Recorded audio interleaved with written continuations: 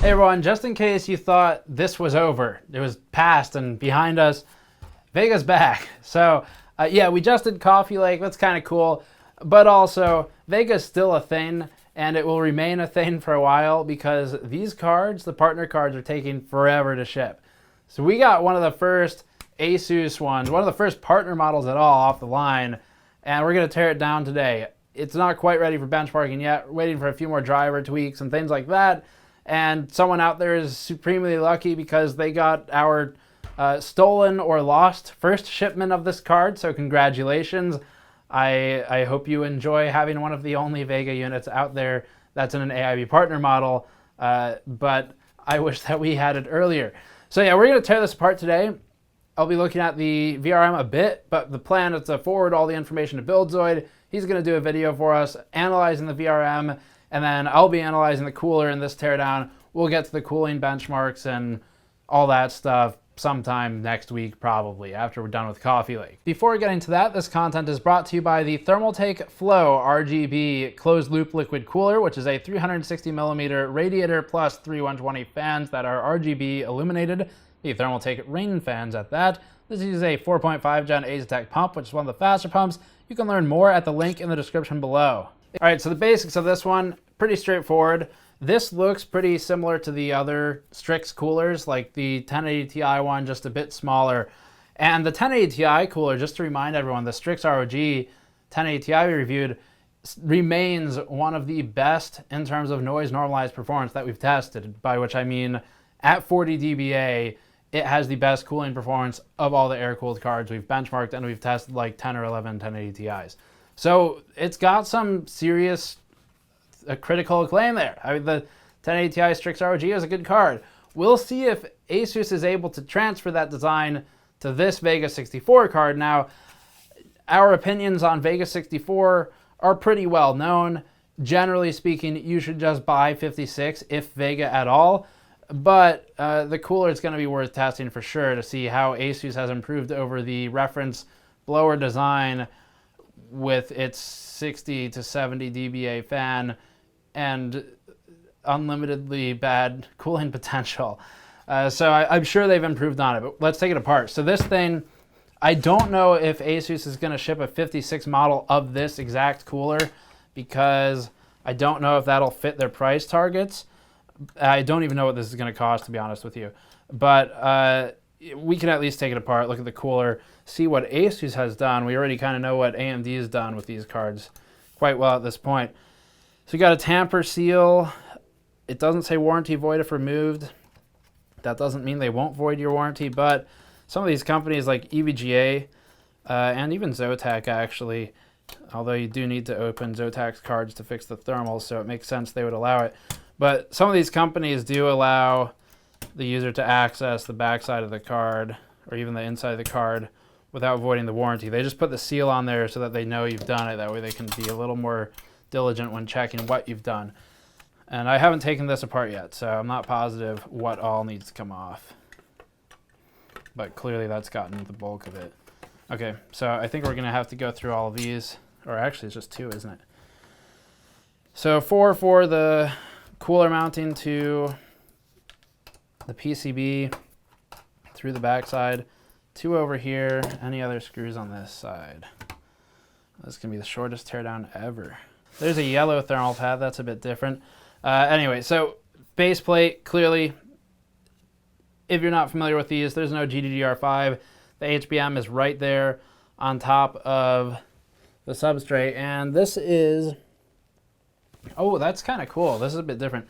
This is a non-molded version. I will test contact pressure with this. I have contact paper to test with.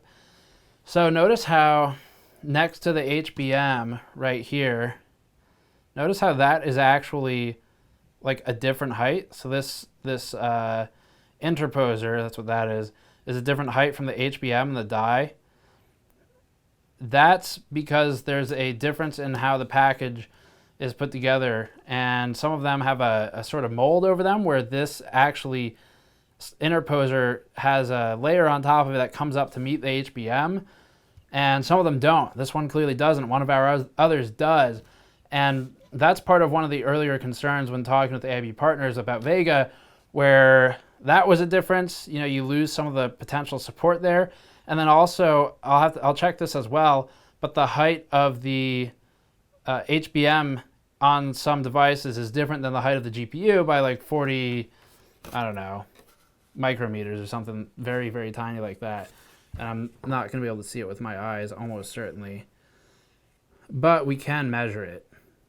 I bought tools for all that stuff when I heard about it, so we'll be able to do all that. That'll be kind of cool.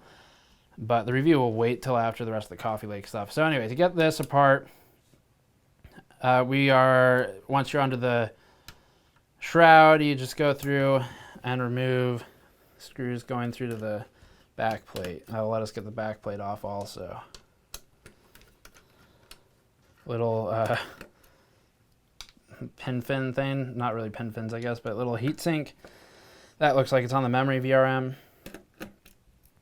Actually, how is our core VRM being cooled? So first of all, they put a lot of thermal paste on there, which is great. Some companies cheap out on it. Core VRM is being cooled through, what's that? Seriously, packing materials in here? I don't know, about a 1 millimeter thermal pad into a solid base plate. Looks like an aluminum base plate. And then that is just going into the fin stack, as you would expect right here, at which point the air is taking care of the rest from the 3-fan cooler. As for heat pipes, we have a total of 1, 2, 3, 4, 5 coming through to this side, which is the VRM side, and then we've got a couple extras, 1, 2 over here, 3. I think that covers all of them. I think that's all of them.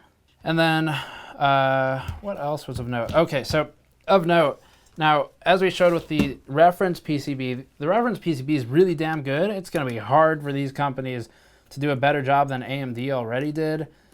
And part of what AMD did was they had an L-shaped VRM that actually flanked the GPU like this, which helps in a few ways. It's an ideal VRM setup. It gets all components as close to the GPU as possible, rather than over here where they are, where it's obviously some of it's a bit further than others, so you get some propagation delays with this layout. How relevant is that? I'm not really sure, but speaking ideally, when you get rid of GDDR5 memory, you do free up space on the PCB that allows for a more optimized VRM layout in the shape of an L, where you minimize things like propagation delays. So is this loose yet? One more. Oh, no, one more again. No, one more again.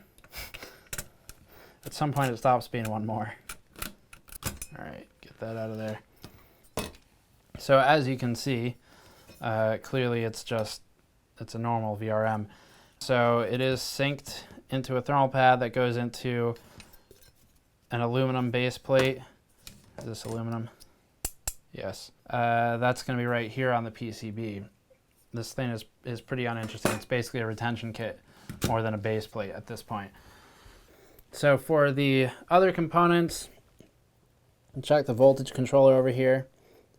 We have an IR35217. That's a familiar part. And for the rest of the pinouts, we had what? One that was power for RGB, one that's a merged fan header, which I believe is right. Is this RGB element or what is this? That is RGB. Actually, you can see a light tube in there. That's kind of neat. So light pipe in there. That's that clear pipe that looks like hot glue, glue stick.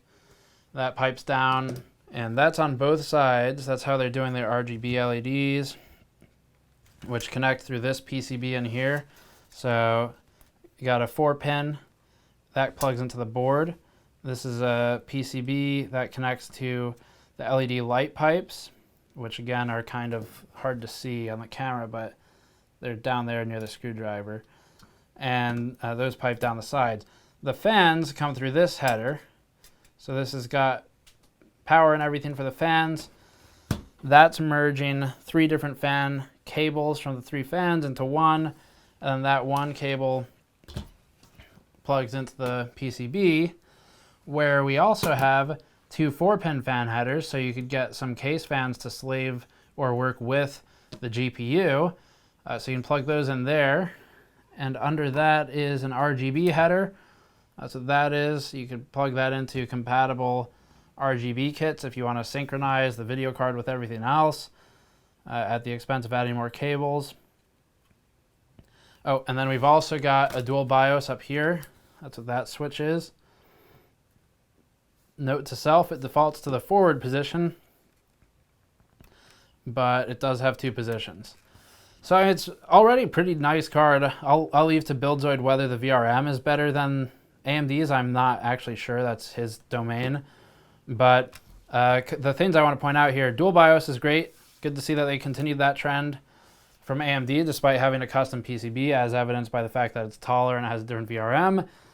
The silicon down here, this difference, as I was saying, where the interposer is at a different, it's got a different molding on it than other models, that's not an ASUS thing, that's an AMD thing. It depends on which factory it comes out of when it's packaged. And then let's go ahead and just take out the back plate just in case there's anything special back there, though I don't think there is. It's worth looking. Like I said, IR 217, controller 35217 for the voltage controller, 3555s for the FETs, of which there are, I think I said 13 of them. 1, 2, 3, 4, yeah, 13 FETs.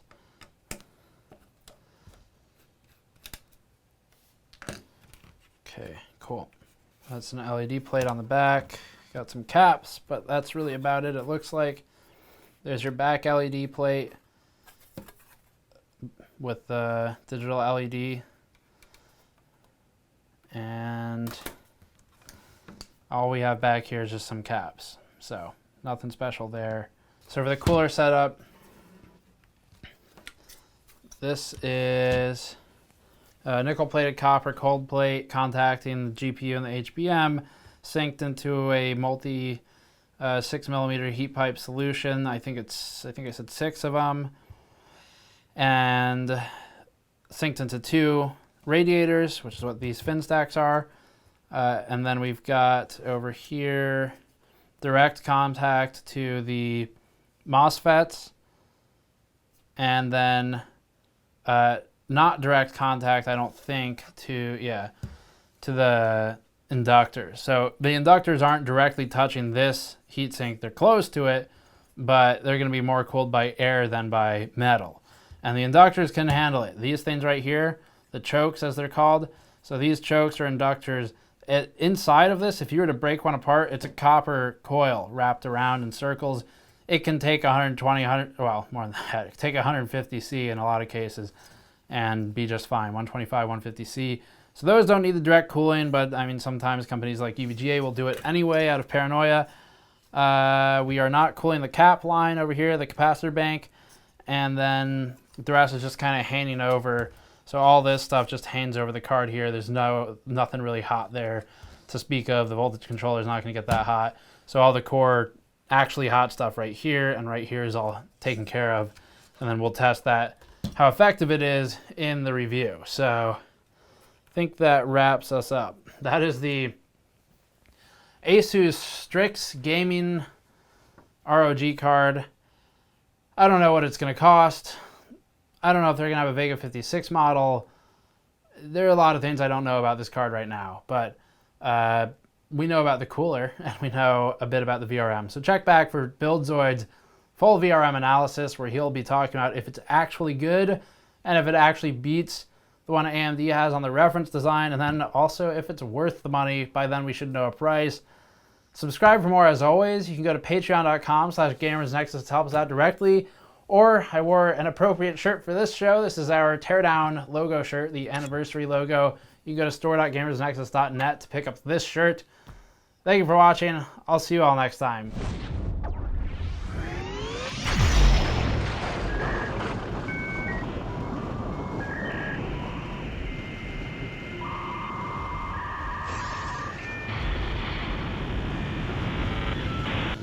Hello and welcome to Tech Deals. ASUS Strix ROG Radeon RX Vega 64 graphics card.